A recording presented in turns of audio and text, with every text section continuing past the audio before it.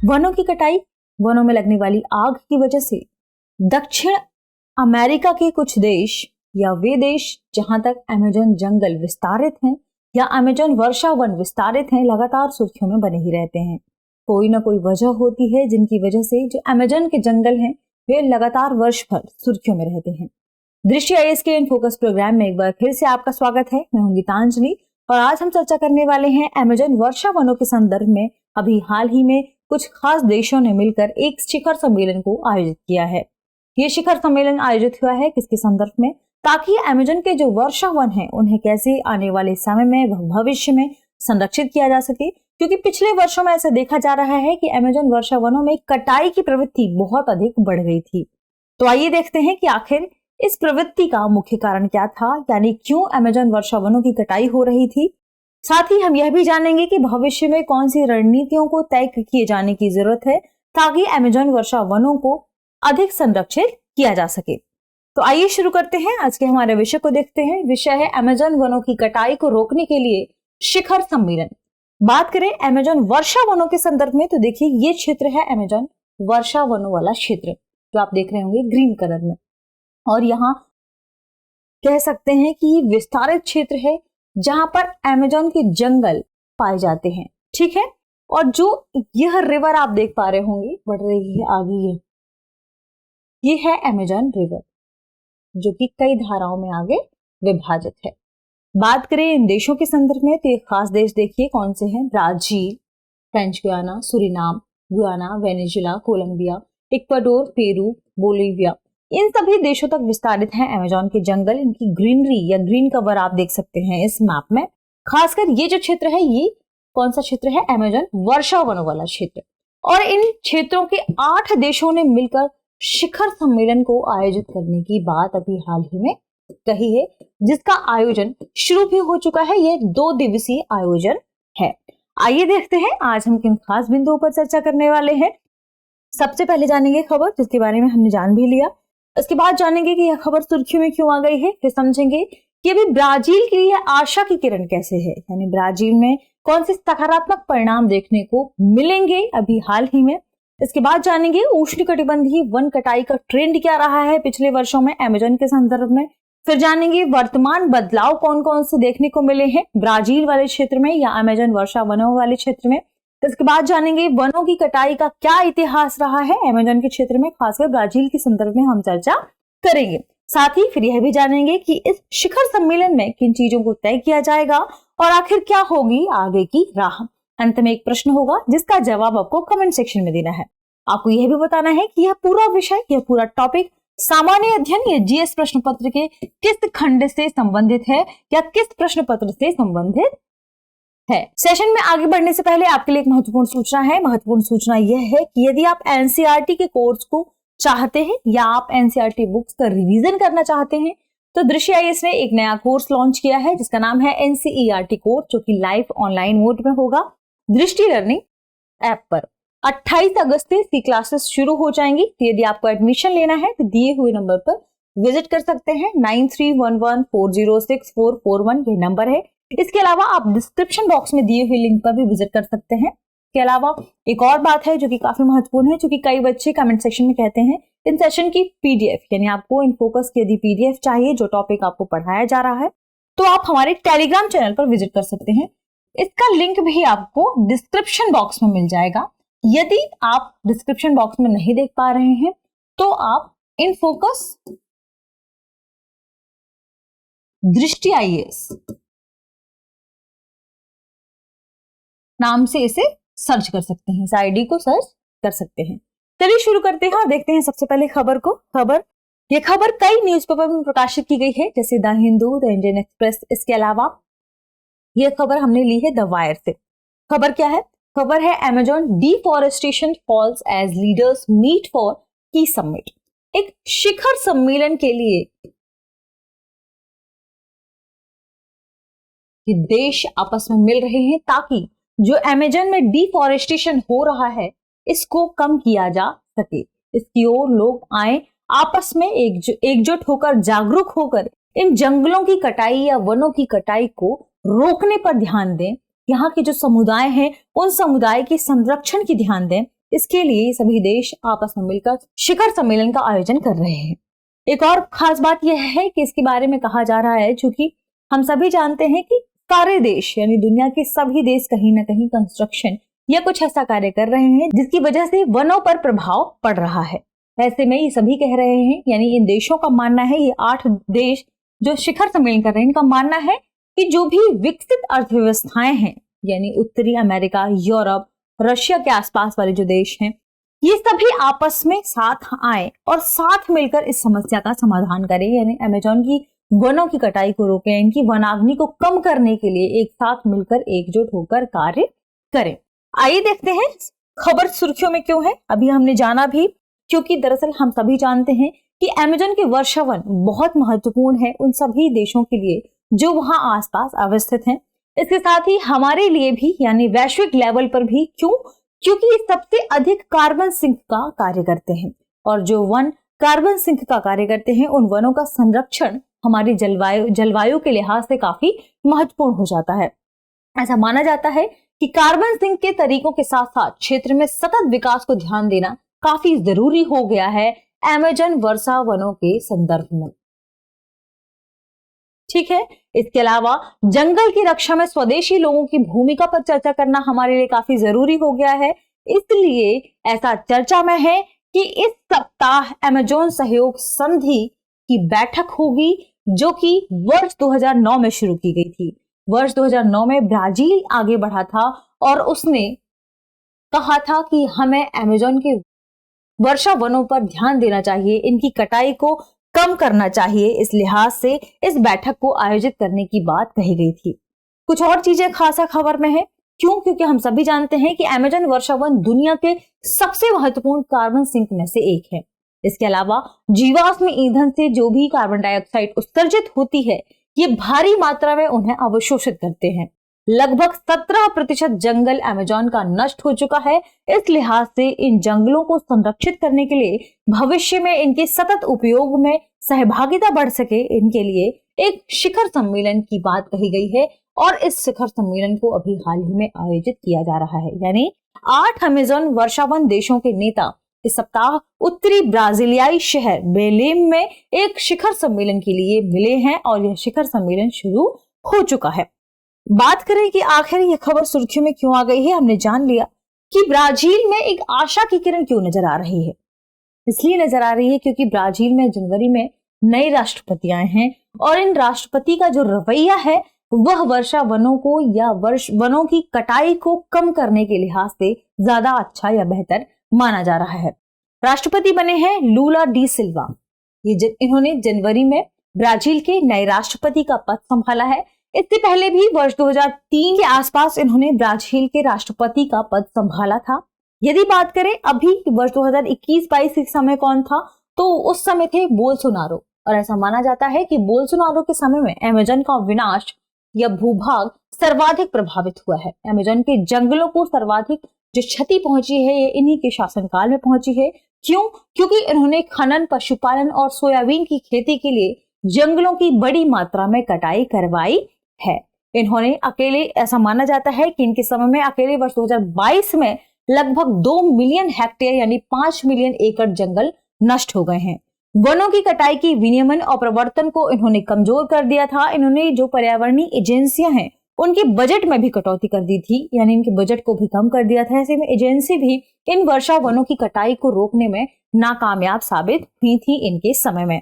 इसके अलावा खनन की अनुमति देने वाले कानूनों पर इन्होंने ज्यादा जोर दिया, जिससे वर्षा वनों को भारी नुकसान हुआ है, और इसकी वजह से जलवायु पर काफी भयानक या बुरे प्रभाव देखने को मिले हैं, जिसकी बड़ी समस्याएं पूरे उस रीजन को भी भुगतनी पड़ी हैं, जिसकी बहुत बड़ा कारण है वनाग्नि। यानी जब हम सभी जानते हैं कि वर्षा वनों की कटाई होगी, वहां पर खनन की प्रवृत्तियां बढ़ेंगी, तो ऐसे में वो रीजन गर्म होगा, और जब वह रीजन गर्म होगा तो वनाग्नि की जो संभावना है वह ज्यादा बढ़ जाएगी, क्योंकि वहां टेम्परेचर ज्यादा होगा। अब आइए जानते हैं उन सभी देशों के संदर्भ में जहां तक अमेज़न वन विस्तारित है, फिर बात करेंगे वर्षा वनों के संदर्भ में। अमेज़न की बात करें तो देखिए यह है ब्राजील, और ब्राजील एक बहुत बड़े क्षेत्र में अमेज़न वर्षा वनों का धारक देश माना जाता है।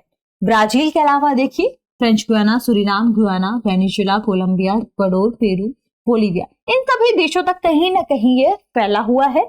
लेकिन इस शिखर सम्मेलन में 8 देश शामिल होने वाले हैं, जिसमें मुख्यतः जो अगुवाई कर रहा है वह कर रहा है ब्राजील।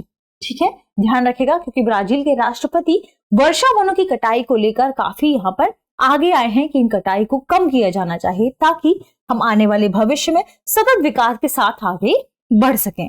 इसके अलावा ब्राजील में वर्ष 2015 में वनों की कटाई से उष्णकटिबंधीय वनों में वैश्विक वृक्ष आवरण की हानि का 1/4 से अधिक हिस्सा देखा गया है। यानी विश्व भर में जितनी आवरण की हानि होती है वनों में, उसका 1/4 अकेले ब्राजील में हुआ था वर्ष 2015 में। इसके अलावा ग्लोबल फॉरेस्ट वॉच रिपोर्ट के अनुसार वर्ष 2022 में यह आंकड़ा बढ़ के 43% हो गया था, जो कि एक बड़ी संख्या है यदि हम देखें तो। इसके बाद आए लूला डी सिल्वा। लूला डी सिल्वा के आने से ब्राजील के अमेज़न में वनों की कटाई अब धीमी हो गई है। जनवरी से अभी तक ऐसा देखा गया है, और जनवरी से जून तक यह गिरावट लगभग 33.6% देखी गई है। इतनी गिरावट वनों की कटाई में अभी हुई है। वर्ष 2030 तक इन्होंने वादा किया है कि अमेज़न में अवैध वनों की कटाई को पूरी तरह से रोका जाएगा और खत्म किया जाएगा, ताकि इन संसाधनों का संरक्षण किया जा सकेगा। आने वाले समय में जो जलवायु परिवर्तन से जो नकारात्मक प्रवृत्तियां हुई हैं, उन्हें कम करने में अमेज़न वर्षा वन काफी सहायक है। इसलिए इन वनों की जब कटाई कम होगी तो कहीं ना कहीं इस क्षेत्र के, इस रीजन के वैश्विक लेवल पर जो जलवायु परिवर्तन हो रहा है उसमें कहीं ना कहीं असर भी डालेगा। वनों के बड़े खतरों से निपटने के लिए शिखर सम्मेलन आवश्यक हो गया है, ताकि जो इसके आसपास के जो राज्य हैं, जो विकसित देश हैं, ये सभी आपस में मिले और कहीं ना कहीं धन के माध्यम से भी इन देशों की यहाँ पर ये मदद करें, ताकि इन शिखर सम्मेलन का जो मुख्य मकसद है वह पूरा हो सके। आइए जानते हैं उष्णकटिबंधीय वनों की कटाई की प्रवृत्ति या ट्रेंड्स को। इनका ट्रेंड्स क्या रहा है। विश्व स्तर पर वनों की कटाई एक बड़ी समस्या है, ये हम सभी जानते हैं, और विभिन्न देश इसको झेल रहे हैं। ब्राजील दुनिया में अब तक पेड़ों के नुकसान की सबसे अधिक दर वाला देश रहा है। यहाँ वनों की या पेड़ों के नुकसान में सबसे अधिक मात्रा देखी गई है। इसके बाद दूसरे नंबर पर रहा है कांगो लोकतांत्रिक गणराज्य, तीसरे नंबर पर रहा है बोलीविया। यह हमने बात की टॉप 3 कंट्रीज के बारे में। वृक्ष आवरण का नुकसान ऐसा माना जा रहा है कि प्रति मिनट 11 फुटबॉल पिचों के बराबर हो रहा है, जो कि जलवायु पर विनाशकारी प्रभाव डालने की संभावना बताई जा रही है इसके माध्यम से। यानी जब जंगलों की कटौती होगी, तापमान बढ़ेगा, तो इसका जलवायु परिवर्तन पर नकारात्मक प्रभाव पड़ेगा, और जलवायु परिवर्तन पूरे जो हमारा मौसम है, जलवायु, इस पर नकारात्मक प्रभाव डालेगा।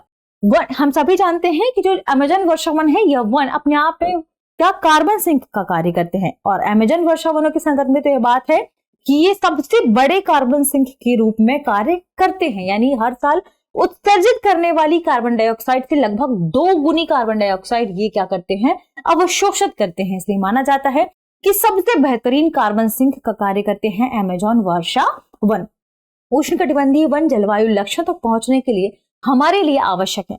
हम जिन पेरिस सम्मेलन के बारे में चर्चा करते हैं, पेरिस समझौते के बारे में चर्चा करते हैं, हम जब भी कॉप सम्मेलनों के बारे में चर्चा करते हैं, तो उन सम्मेलनों में जो सबसे बड़ा मुद्दा होता है वह है जलवायु परिवर्तन, क्योंकि जलवायु परिवर्तन के नकारात्मक प्रभाव से लगभग सभी देश जूझ रहे हैं।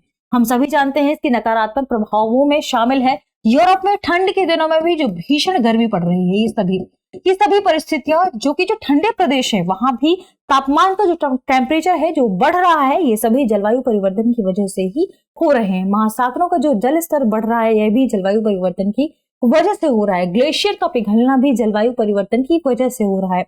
पूरे हम वैश्विक समुदाय की बात करें तो जो जीव जंतुओं की विलुप्तता हो रही है, इसके अलावा वनस्पतियां जो विलुप्त हो रही है, सभी वजह है जलवायु परिवर्तन।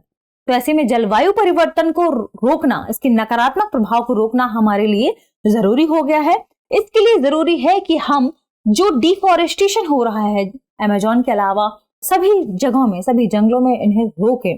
खासकर अमेज़न चूंकि बहुत बड़े क्षेत्र में विस्तारित है, तो इसकी डिफॉरेस्टेशन को रोकना जरूरी है, ताकि हम जलवायु परिवर्तन के जो हमारे लक्ष्य है कॉप सम्मेलनों के, उन्हें हम प्राप्त कर पाएं। हमारा जो 0 एमिशन वाला लक्ष्य है, इसे हम प्राप्त कर पाएं। इसके अलावा वैश्विक लेवल पर जो हम कार्बन डाइऑक्साइड को कम करने का लक्ष्य बना रहे हैं, इसे हम प्राप्त कर पाएं। इसके अलावा यह बात भी मानी जाती है कि जो वर्षा वन है जब नष्ट होते हैं, तो नष्ट होने पर ये अपने पास जो एकत्र किए हुआ उनका जो कार्बन डाइऑक्साइड है, उसे मौसम में या उन्हें वातावरण में वापस से क्या कर देते हैं, वापस से हवा में बाहर कर देते हैं। ऐसे में माना जाता है कि चूंकि इन्होंने वापस से छोड़ दिया हवा में, वातावरण में, तो कार्बन डाइऑक्साइड फैल जाती है। तो ऐसे में वनों को नष्ट करना या इन्हें खत्म करना या इन्हें काटना पर्यावरण या हमारे वातावरण के लिहाज से भी नकारात्मक प्रभाव डालता है। वर्ष 2022 में अकेले उष्णकटिबंधीय क्षेत्र में वन हानि से 2.7 गीगाटन कार्बन डाइऑक्साइड का उत्सर्जन हुआ है और ऐसा माना जाता है कि जो भारत द्वारा उत्सर्जित जीवाश्म ईंधन के उत्सर्जन के बराबर है। तो आप सोचिए कि अपने आप में उस उष्णकटिबंधीय क्षेत्र में जब इतना कार्बन डाइऑक्साइड उत्सर्जित हुआ है वन हानि से या डिफॉरेस्टेशन से, जो कि हमारे एक देश के जो जैविक उत्सर्जन हो रहा है, हमारे देश से जो जीवाश्म ईंधन का उत्सर्जन हो रहा है, वे उसके बराबर बताया जा रहा है। ऐसे में पेड़ों को बचाना हमारे लिए जरूरी है। खासकर अमेजन जंगल के संदर्भ में हम बात कर रहे हैं तो इन देशों का आपस में एक साथ आना और एक नई प्रक्रिया, नई पॉलिसी को तैयार करना जरूरी है। बात करेंगे वर्तमान बदलाव के संदर्भ में। दरअसल ब्राजील में यह समस्या सबसे अधिक है और सबसे बड़ी है, क्योंकि बहुत बड़े क्षेत्र में अमेजन जंगल का यह क्षेत्र यहाँ पर रखता है। देश में वन हानि 2021 और 2022 के बीच लगभग 15% तक बढ़ी है और ऐसा माना जाता है कि अब देश के जंगल कम CO2 संग्रहित करेंगे। जब ये कम CO2 संग्रहित करेंगे तो ये वातावरण में ज्यादा फैलेगी। ठीक है। इसके अलावा अनुसंधान संगठन वर्ल्ड रिसोर्स इंस्टीट्यूट के मुताबिक वनों का निरंतर नुकसान हो रहा है और वनों के निरंतर नुकसान से अंततः ऐसी स्थिति पैदा होने की संभावना है जो होगी वन टिपिंग पॉइंट, यानी एक ऐसी स्थिति की बाद में जब वनों की इस तरीके से कटाई की जाएगी कि यह बाद में सवाना का स्थान ले सकता है। हम सभी जानते हैं सवाना वह क्षेत्र है अफ्रीका का जहां छोटे छोटे पेड़ पौधे पाए जाते हैं। छोटे पेड़, छोटे पौधों की प्रवृत्तियां ज्यादा देखने को मिली है, जबकि जो अमेजन वर्षावन है वह विशालकाय पेड़ों और घनी वनस्पतियों वाला क्षेत्र है, घनी पेड़ पौधे वाला क्षेत्र माना जाता है। तो ऐसा माना जा रहा है कि पारिस्थितिकी तंत्र का अधिकांश हिस्सा सवाना में परिवर्तित होने की संभावना ज्यादा बढ़ जाएगी यदि डिफॉरेस्टेशन होगा तो। लेकिन यहाँ पर अच्छी बात यह है कि कुछ नवीनतम आंकड़े सकारात्मक परिणाम दिखा रहे हैं। नवीनतम आंकड़ों के मुताबिक पर्यावरण कानूनों को लागू करने वाली जो एजेंसियां हैं वे अवेयर हो गई हैं और ये आशाजनक संकेत हमें प्रदान कर रही हैं। इन एजेंसियों ने पर्यावरणीय अपराधों के लिए अपने जुर्माने को बढ़ा दिया है और अब ये जमीनी स्तर पर आपस में मिलकर साथ में कार्य कर रही हैं ताकि वनों की कटाई से लड़ा जा सके, वनों की कटाई को रोका जा सके। यह हमने देखा वर्तमान बदलाव के संदर्भ में। आइए जानते हैं वनों की कटाई का इतिहास कि आखिर क्या रहा है। इससे पहले इसका इतिहास बात करें इन्हीं पूरी रीजन के संदर्भ में तो ब्राजील महत्वपूर्ण स्थान है। ब्राजील के बारे में बात करें तो लूला द सिल्वा का पेड़ों की कटाई को कम करने में सफलता भरा इतिहास रहा है।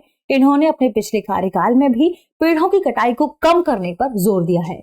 वर्ष 2003 से वर्ष 2010 के बीच इन्होंने ब्राजील में पहले भी राष्ट्रपति के रूप में कार्य किया है और तब इन्होंने वर्षावनों में कटाई की दर को 80% तक कम कर दिया था, जो कि अपने आप में बड़ी बात है। फिर बाद में वर्ष 2012 में ये फिर से बढ़ गई थी। इन्होंने कुछ उपाय सुझाए थे, उपायों के बारे में हम चर्चा करेंगे जिन्हें उन्होंने सेगमेंट वाइज डिवाइड कर दिया था। इन्होंने कहा था कि जो क्षेत्र है वहां पर संरक्षित क्षेत्र उसका विस्तार किया जाए। जो संरक्षित क्षेत्र होते हैं, रीजन होते हैं, वहां पर बहुत अधिक ऐसी प्रवृत्तियां कम देखने को मिलती हैं जो वनों की कटाई को बढ़ावा दें। इसके अलावा उन्होंने कहा स्वदेशी क्षेत्रों का निर्धारण किया जाए और जंगलों की निगरानी की जाए और इन्हीं के माध्यम से इन्होंने वर्षा वनों की कटाई को 80% तक कम कर दिया था और इन सभी उपायों को उन्होंने दरअसल ब्राजील में अपनाया भी था, जिसके माध्यम से सरकार ने पर्यावरण की रक्षा के लिए इन कार्यों के महत्व और लोगों के अधिकारों को जाना, इनके बारे में समझा। इन्होंने इस क्षेत्र में रहने वाले लोगों के महत्व को पहचानते हुए संरक्षित क्षेत्रों और स्वदेशी भूमि को नामित किया और सीमांकन करने की प्रक्रिया फिर से शुरू कर दी है। जैसे ही इन्होंने जनवरी से कार्यकाल संभाला है, वापस से ब्राजील में इन्होंने इन्हीं उपायों को शुरू कर दिया है ताकि देखा जा रहा है कि अब यह ब्राजील के लिए कुछ बेहतर संभावना को लेकर आने वाले हैं। आइए देखते हैं आगे की राह क्या होगी। दरअसल यह जो शिखर सम्मेलन आयोजित किया जा रहा है इसमें इन्हीं मुद्दों पर चर्चा होगी कि आने वाले समय में वनों की कटाई को कैसे रोका जा सकता है, जलवायु परिवर्तन के नकारात्मक परिणामों को कैसे रोका जा सकता है। इसलिए ये शिखर सम्मेलन काफी महत्वपूर्ण हो सकता है और इस शिखर सम्मेलन में ब्राजील की तरफ से जो पिछले स्लाइड्स में हमने चर्चा की, इन्हीं प्रस्तुत समाधानों के बारे में चर्चा की जाएगी और इन्हें इन समाधानों के रूप में वे पेश भी करेंगे।